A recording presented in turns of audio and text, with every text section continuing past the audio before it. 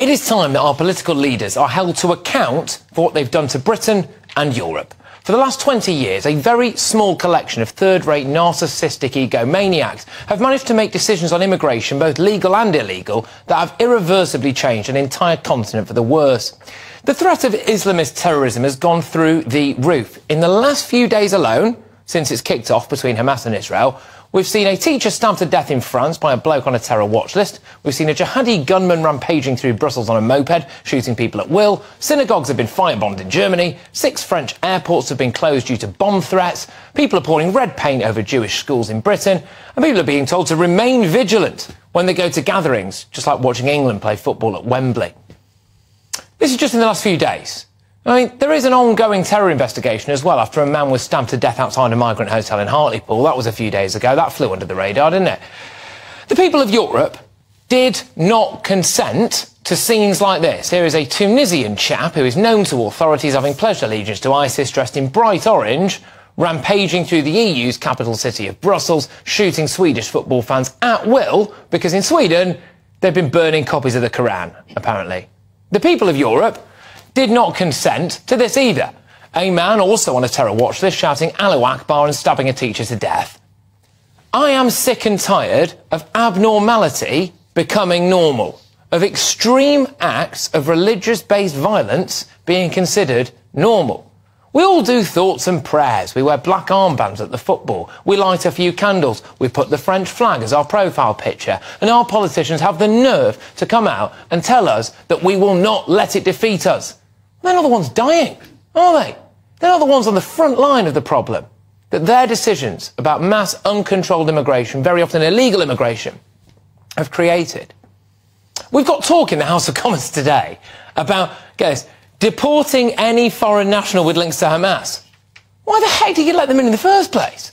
Seriously. I mean, how many times do we have to go through the same thing over and over again? Where was this jihadi from? Oh, somewhere outside Europe. Were they known to authorities? Yes, they were. Did they have a history of violence? Oh, yeah, they did, yeah. Did they enter illegally? Possibly, quite hard to tell. Had we lost track of them? Yeah, we had. Yeah. Have people now died as a result? Yes, they have. I mean, good grief. This is before we've even started talking about the wholesale cultural and societal change. I'm just talking about the dangerous stuff here.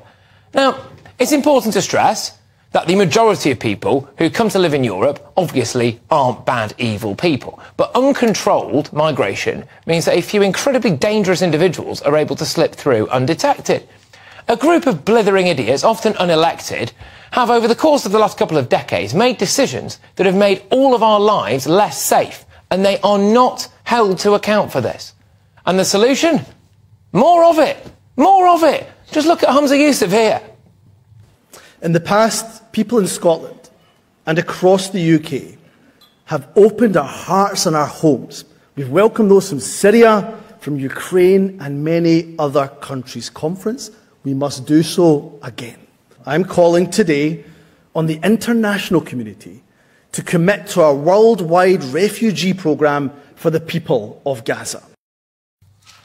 Oh, grief, OK. We all know that not everybody in Gaza supports Hamas or is a terrorist, and I want to make that very clear. But he must be having a flipping laugh if he thinks that willingly importing people from one of the most militant Islamist hotspots in the world is a good idea at this point in time. I mean, even Arab nations don't want to do it. Here's Jordan's King Abdullah. No refugees in Jordan, no refugees in Egypt. This is a situation of humanitarian dimension that has to be dealt inside of Gaza and the West Bank, and not to try and push the Palestinian challenge and their future onto other people's shoulders. Yeah, Scotland as well, I think, apparently needs to deal with that challenge. I am absolutely seething about politicians making catastrophic judgment calls and playing roulette with our lives. We are now, as ordinary people in Europe, reaping what these cretins have sown. So few people with so few brain cells have managed to cause so much harm in Europe.